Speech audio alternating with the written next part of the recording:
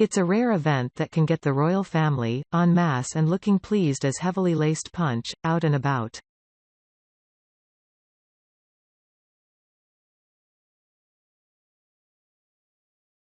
You know, like when Harrods has a 2-for-1 sale on decent Bordeaux, or it's the will reading of a loaded German Grand Duke cousin, or, of course, the Chelsea Flower Show, the apogee of HRH attracting engagements.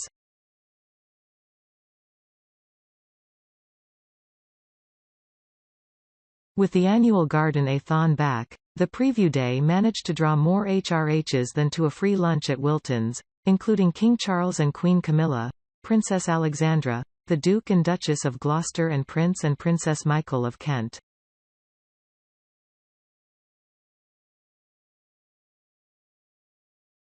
Fun fact: there is still a photo of Queen Victoria, given to the Wiltons by Her Majesty, in the downstairs loo.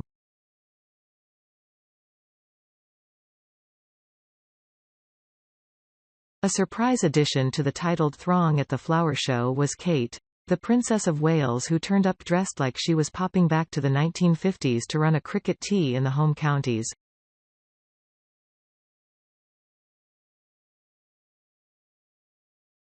I despair sometimes.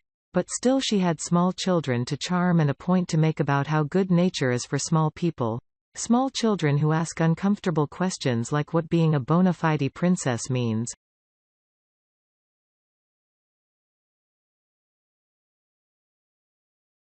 Asked by one child what the royal family does, an excellent, pertinent point Republic head Graham Smith has been charging about the UK demanding, the princess replied, "You have to work hard, but you know the best thing about it is meeting kiddies like you."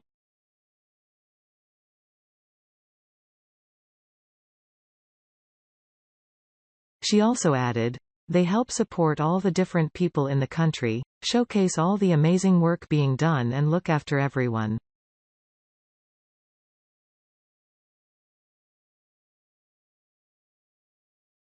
Saran Fikramariam, 11, later told reporters, "I asked her what's the first thing she is going to do when she becomes queen, and she said she is going to help kids."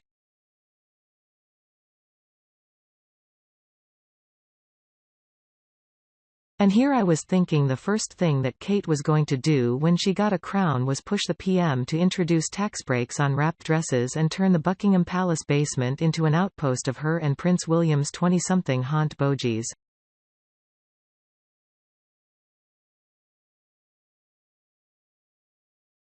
But still, the point Kate was making was this: if you are so lucky to have a title and the keeper of the privy purse on speed dial, your job is to highlight other people's achievements and to help those less fortunate, which is absolutely everyone aside from oddball billionaires with a Freudian thing for rockets.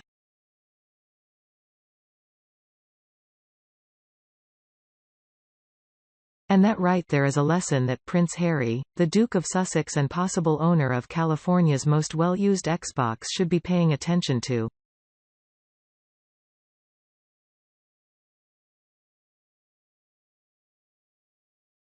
He might have traded ever having to go to the Chelsea Flower Show and having to pretend to care about dahlias for weeknight nigiri sessions with rom-com royalty in Montecito, but Kate's message still applies to him.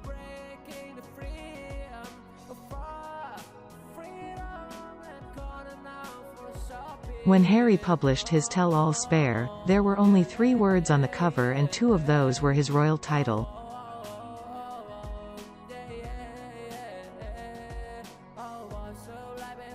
When his wife Meghan, the Duchess of Sussex, picked up her award for being a top-notch feminist last week, it was with her married name slapped all over everything.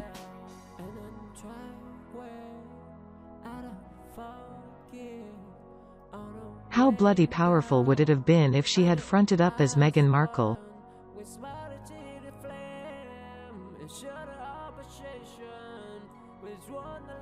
My point is, the Sussexes still clearly want to be known by their royal titles and defined by their adjacency to the throne, a fact that may or may not have something to do with the sound of cash registers ringing in the background.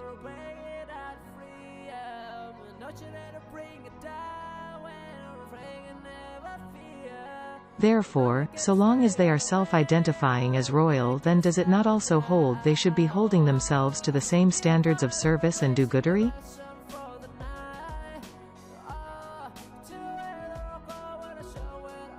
Except the Sussexes circa 2023 seem much better at, and more interested in, promoting themselves or fighting their own pet fights than setting the charity world on fire.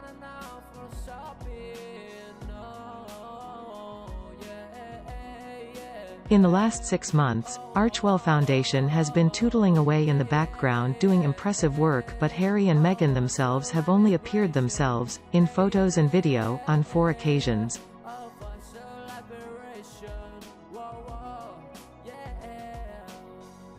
That only just beats the number of awards, 3, that the couple have individually or together collected in the same time frame.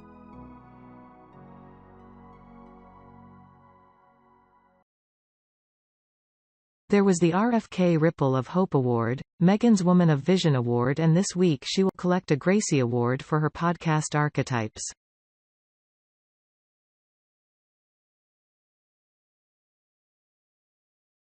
Those numbers just don't quite add up. In 2021, the Sussexes infamously put out a statement pointing out that service is universal, which it definitely is.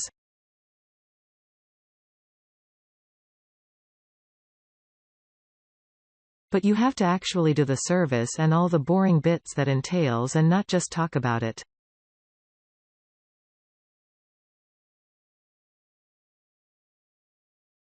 When the Duke and Duchess threw off the royal bridle, the world was their charitable oyster.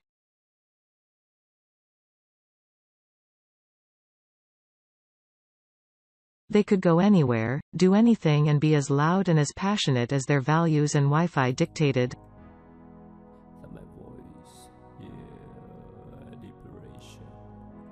While the pandemic may very well have clipped their wings, still, they have had carte blanche to be as audacious, creative and ambitious in their humanitarian work as they fancy.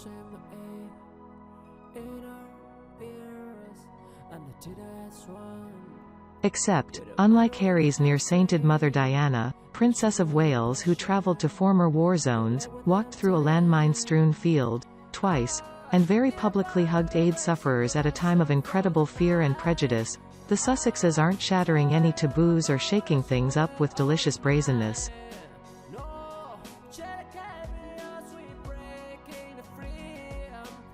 They are not delivering a masterclass in modern philanthropy or letting all their untapped potential shine.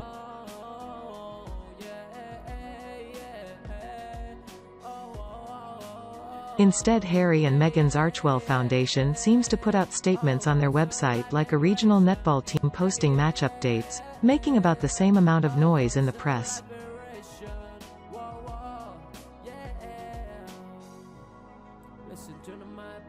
Go through the Archewell Foundation's news section, a soporific exercise if ever there was one, and you will see that so far this year the foundation has helped beautify a charity health center, put out a few updates about charities that the Sussexes have supported since their palace days, helped clean up a stretch of the Los Angeles River, talked about their support of organizations helping in earthquake-stricken Turkey, no monetary value given, and Meghan has contributed a cake recipe to a charity cookbook.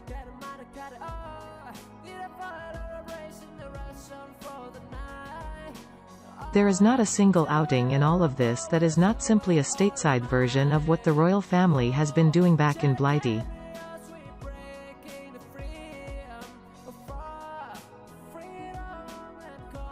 The Duke and Duchess have themselves only appeared either in a video or in photos in conjunction with their charity work on 4 occasions in the last 6 months. A piece Harry co-wrote about his conservation trip to Africa. A video he did promoting nominations for the Well Child Awards. Photos of Meghan visiting an organization that helps pregnant women facing homelessness released on International Women's Day, and their joint outing in May when they took a snapper with them to photograph them talking to a local youth group for Mental Health Awareness Month.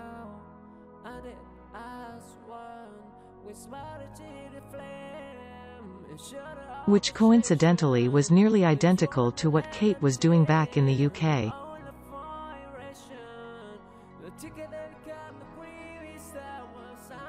That's hardly the sort of charity workload that will be shaking any paradigms or changing the world anytime soon.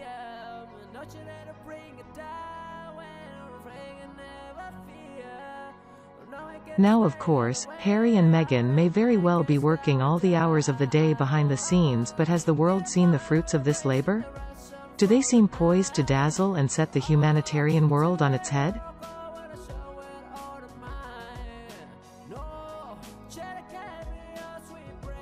Exactly. Circa 2023, Archewell is not some world-beating, rule-breaking charity but seems more like a color-by-numbers exercise which is largely indistinguishable from the 1001 other well-meaning celebrity-run foundations.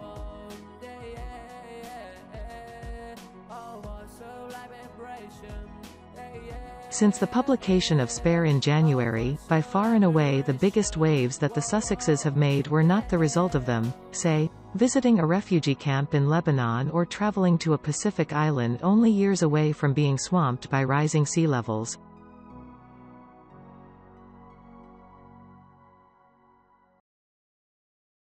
No, it came when they put out what looks like an over-egged statement about a paparazzi chase.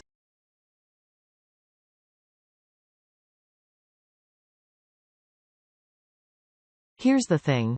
They might have oodles and oodles of free time going forward given that no new Netflix or Spotify or Penguin Random House projects have been announced for the couple.